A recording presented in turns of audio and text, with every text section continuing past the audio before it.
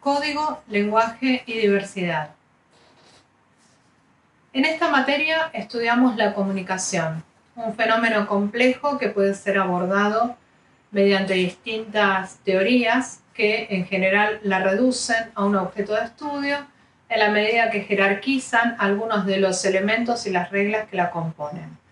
Esta comunicación se da de distinta manera en distintos ámbitos, cada uno de los cuales tiene sus propias reglas a las que es necesario adecuarse en la medida que nosotros queramos hacer una comunicación eficaz.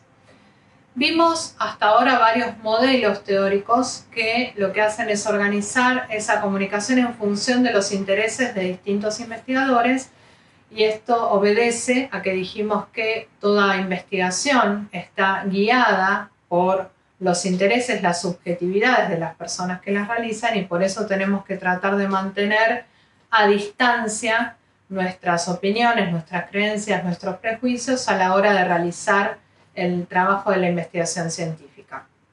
Cuando analizamos la comunicación desde los modelos tradicionales del siglo XX, vimos que muchas teorías eligen como elementos principales al emisor que envía un mensaje a un receptor. Si algo que vamos a hacer en este año es tratar de discutir, ¿sí?, de problematizar críticamente estas nociones, justamente porque necesitamos hacerlas más adecuadas a nuestra propia realidad, a nuestras propias necesidades de estudio. En general, cuando nosotros consideramos que hay un emisor que le envía un mensaje a un receptor, no estamos considerando quizás que no alcanza con la unicidad planteada en esta teoría que considera que hay un solo sujeto hablante. Todo sujeto, toda persona que habla, es en realidad por lo menos dos personas. Por un lado es el locutor, el responsable de la acción, y por otro es el autor de parte de lo que está diciendo, ¿sí? En mi caso yo soy la locutora en esta ocasión y soy la enunciadora de una parte de los contenidos, y en otros casos estoy citando a otros enunciadores, ¿sí? Ahí ya tenemos un primer desdoblamiento. Pero además el emisor se comunica con un receptor que en realidad es mucho más amplio, que es un auditorio, porque es potencialmente múltiple, potencialmente universal, y ese receptor, ese auditorio, tiene una idea de quién es el emisor, ¿sí? Ahí tenemos un desdoblamiento más de esa instancia que no podemos considerar que sea única de emisión. A su vez, ese auditorio se comunica y recibe, ¿sí?, lo que del emisor viene en función de la idea que tiene de ese emisor, y también ese emisor constituye el mensaje en función de la idea que tiene del receptor. Tengo que desdoblar al emisor en locutor, en enunciadores y también en la idea, el modelo de emisión que tiene el receptor cuando lo escucha. Y al receptor lo tengo que desdoblar en público o en auditorio y en el modelo de receptor o de público que tiene el emisor cuando construye el mensaje. A su vez, para agregar un nivel más a esta complicada red de interpretaciones, el propio mensaje no es algo encerrado en una botella que el emisor le tira al receptor, ¿sí?, y el receptor lo abre y solo se queda con lo que el emisor dijo. El mensaje es enunciado, ¿sí?, en la medida que todo mensaje es en realidad una actualización de algo que seguramente ha sido dicho antes, ¿sí? Entonces, nosotros tenemos que considerar que en todo acto comunicativo están involucradas unas instancias de emisión que son múltiples, aunque haya una sola persona presente, unas instancias de audición o de recepción que también son potencialmente múltiples, aunque haya una sola persona presente, y que eso que se intercambia, ese mensaje, en realidad es enunciado, es texto, y deberíamos desplazarlo al final de la cadena, ¿sí? Porque en realidad lo que queda de ese mensaje original es el enunciado, es el texto interpretado por el auditorio, ¿sí? Pero además tenemos otros dos factores que son el contexto y el código. Ninguna situación comunicacional está aislada de su contexto. No da lo mismo en qué situación comunicacional, en qué situación enunciativa pronuncie yo, actualice yo un enunciado. Un contexto, como lo define Van Dijk, no es solamente una instancia social o material, sino que también es personal y es cognitiva, ¿sí? Porque cada persona interpreta de manera diferente la situación social de la que forma parte. Si el contexto no es solamente social y material, sino que también es cognitivo, lo que podemos considerar es que ese contexto afecta a otro de los factores, afecta al código, ¿sí? Y de ese modo, el código es el resultado de la apropiación del contexto de origen de las personas, tanto como de la apropiación de las reglas del contexto de actualización de la situación enunciativa. ¿Se entiende? Vamos de nuevo. El código es el resultado de lo que yo soy, ¿sí? De lo que yo aprendí antes de llegar a esta situación enunciativa en particular, y además la articulación con las reglas que esta situación enunciativa me impone. El código es resultado del contexto. Dijimos que el código no era algo que estaba flotando en el aire, sino que el código es algo que las personas se apropian, que forma parte de su competencia, que les va a permitir formar un capital lingüístico. Entonces, el contexto es una situación social, pero también es cognitivo. Yo me voy a vivir mañana a Japón y no empiezo a pensar en japonés, ¿sí? El contexto es parte de mi estructura mental. Del mismo modo, el código es parte de mi estructura mental. Es a la vez social, institucional y también cognitivo. El código está radicado en cada sujeto, es en parte una convención, es relativamente estable, ¿sí? Porque necesitamos que el código lo sea para poder llegar a encontrar estos acuerdos parciales, es flexible y siempre es subjetivo. No hay manera de pensar un código que no esté intervenido por los intereses y las necesidades de cada sujeto que lo utiliza, porque en definitiva el código es la articulación de esa apropiación del contexto social de origen, como dijimos, y las reglas de la actualización de ese contexto de la situación social de enunciación. Por eso tenemos que tener en cuenta que el código es una de las variables más sutiles con las que trabajamos porque está en permanente transformación. Tenemos elementos que tratan de fijar el código, como dijimos, existen diccionarios, existen gramáticas que tratan de anclar, de volvernos otra vez a las definiciones únicas, ¿sí? A las convenciones sociales. ¿Por qué? Porque es el eje de la comunicación, necesitamos códigos comunes, pero no podemos desconocer que esos códigos cambian en la medida que cambian las personas, en la medida que cambia la sociedad.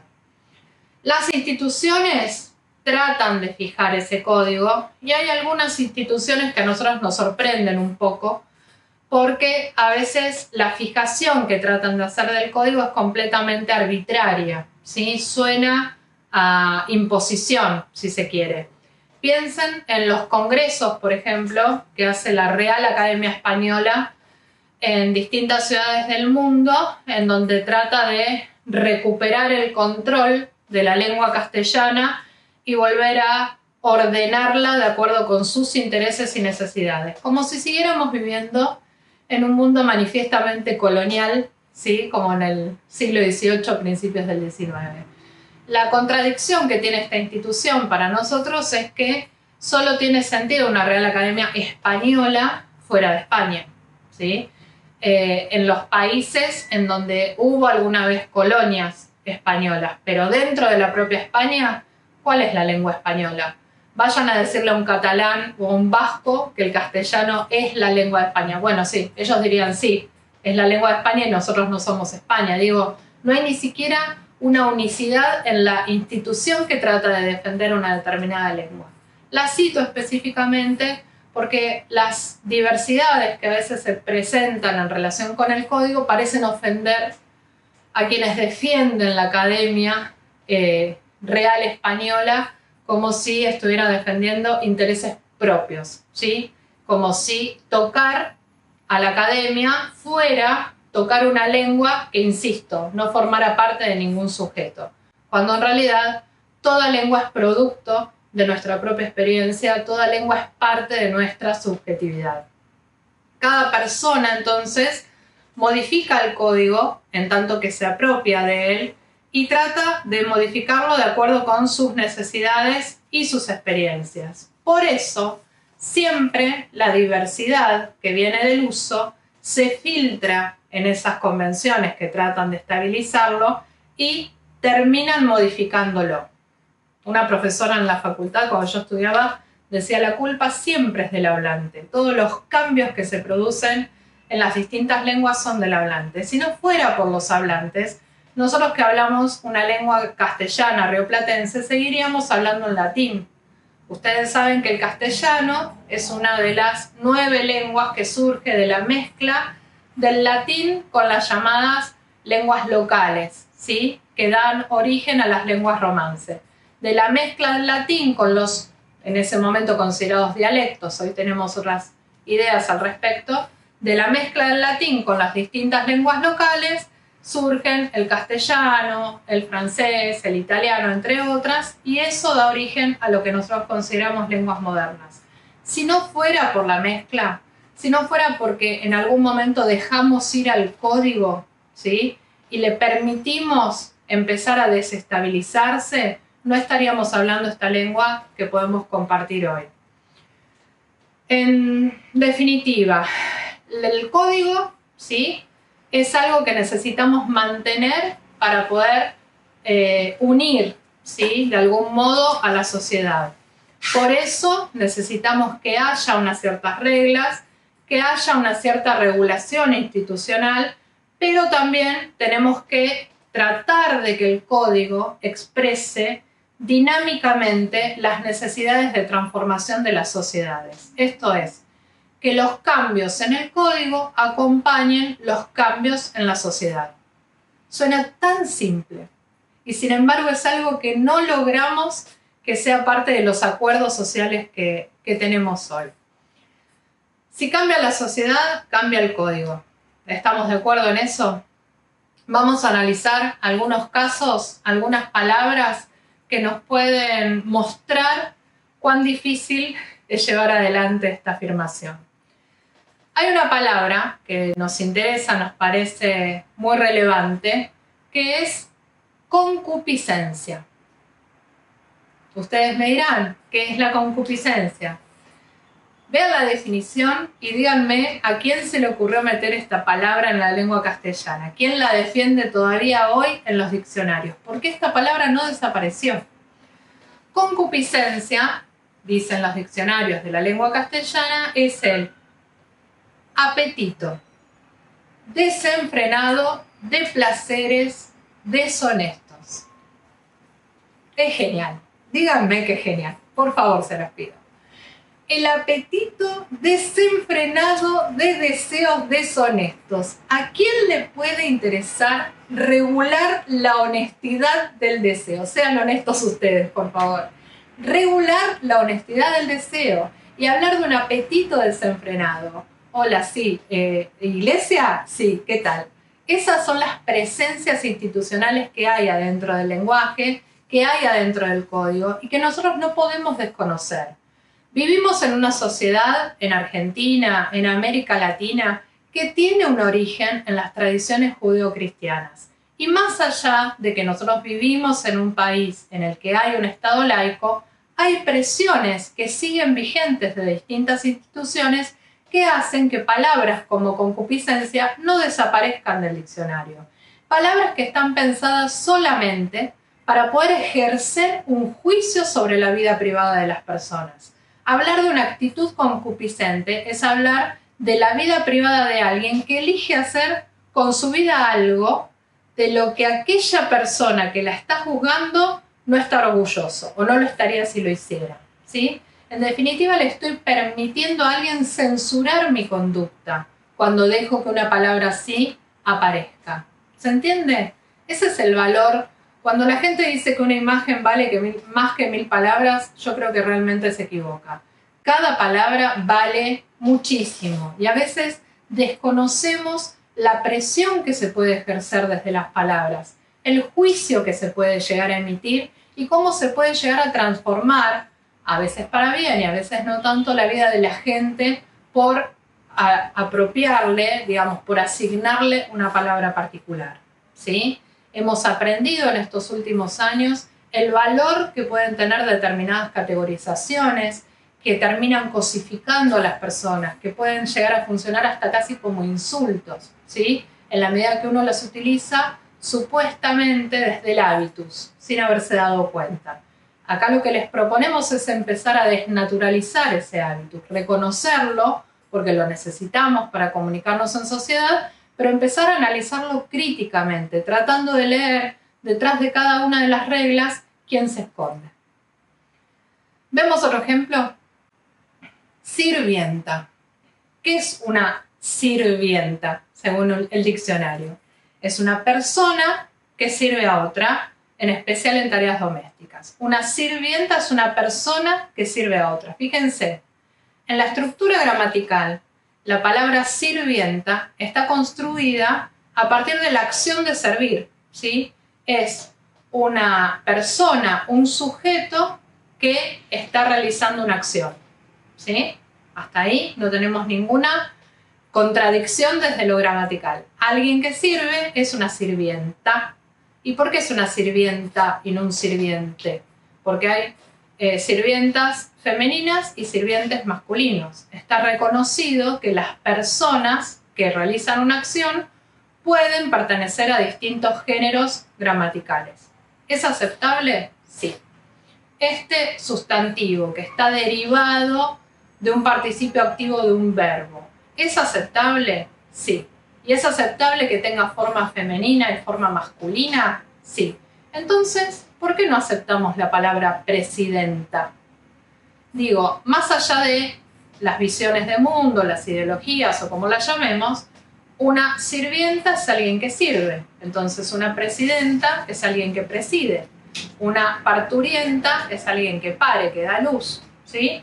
¿Por qué ni parturienta ni sirvienta nos molestan y presidenta sí? Porque el lenguaje es una construcción política. Lo que nos ofende es la política que se esconde detrás del lenguaje. En nuestra sociedad judeo-cristiana, tradicionalista, está disponible nuestra vida privada para que los demás la juzguen y la caractericen de concupiscente. En nuestra sociedad está bien visto que las mujeres sirvan a otras personas y también se dediquen a parir, pero no está previsto que las mujeres presidan.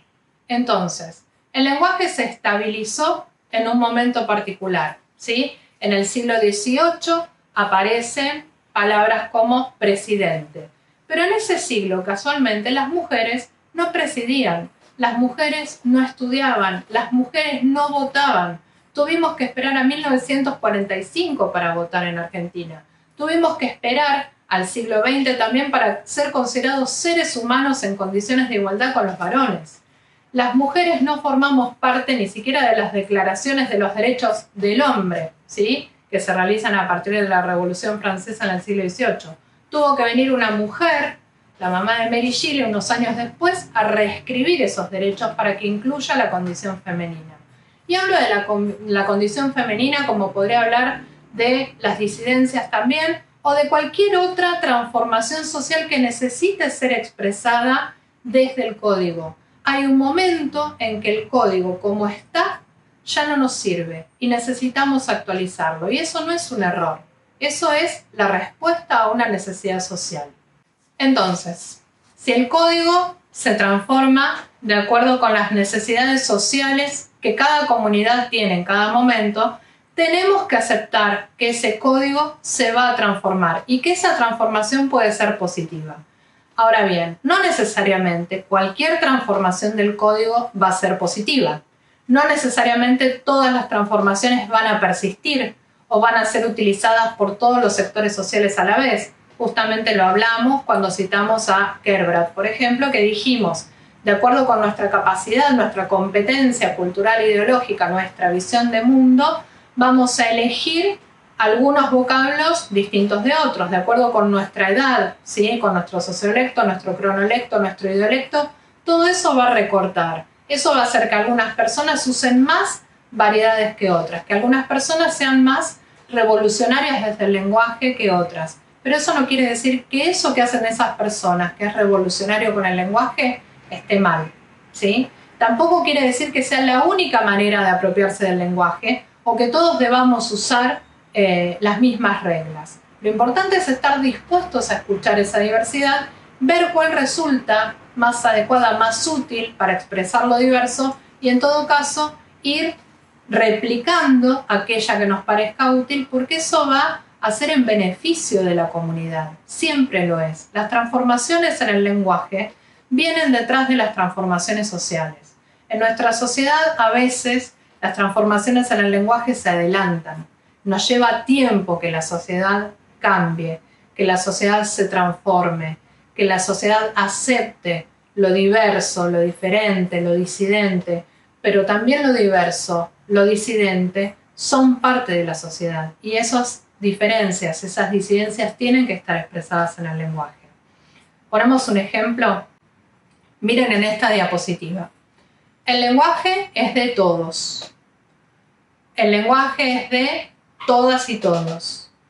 El lenguaje es de todos escrito con arroba. El lenguaje es de todos escrito con X. Y el lenguaje es de todes. ¿Alguna de estas expresiones está mal? La respuesta deseable, según entendemos en esta cátedra, es que ninguna está mal. Cada una es adecuada en función de unos intereses y unas necesidades específicos, ¿sí? Depende del sector social al que pertenezcamos, nos vamos a sentir más identificados con una u otra forma de expresar esta idea.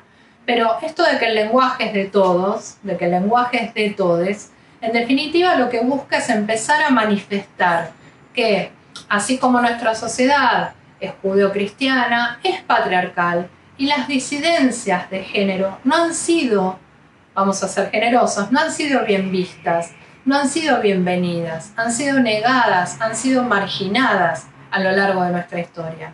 En estos últimos años hemos entendido que llegó el momento de aceptar que esas disidencias son parte de nosotros, que lo heteronormado no es el único camino, que lo binario no es el único camino y que eso que es disidente, eso que no es binario, también necesita su lugar en el lenguaje. Nosotros lo que les proponemos en esta cátedra es que ustedes se adueñen del código, que conozcan las reglas del funcionamiento del lenguaje académico, que las utilicen en su favor, que las vayan incorporando en su hábitus, ¿sí? Que las utilicen para empezar a conocer en profundidad ese mercado lingüístico que es la universidad, que empiecen a construir su propio capital, ¿sí? A partir del conocimiento crítico de esas reglas, pero que también ejerzan una pequeña resistencia y hagan valer su identidad cada vez que lo necesiten. ¿Cuál sería la pregunta de examen? Porque esta clase también tiene una pregunta de examen, no se van a escapar. ¿Qué es el código? ¿Sí? ¿Qué es el código? ¿Por qué se transforma? ¿Cómo se estabiliza? ¿Y cómo funciona en el ámbito académico? Esperamos que estos encuentros les sirvan para empezar a reflexionar críticamente acerca de los usos que hacemos del lenguaje y también para empezar a pensar cuáles son las reglas que necesitamos empezar a revisar porque ya no expresan la situación de nuestra sociedad, de qué modo podemos ser más generosos e inclusivos, ¿sí? En la forma que tenemos de utilizar los lenguajes y de qué modo podemos ir encontrando un equilibrio mejor entre esta adecuación que le debemos al contexto académico y la expresión de nuestra identidad. Muchas gracias.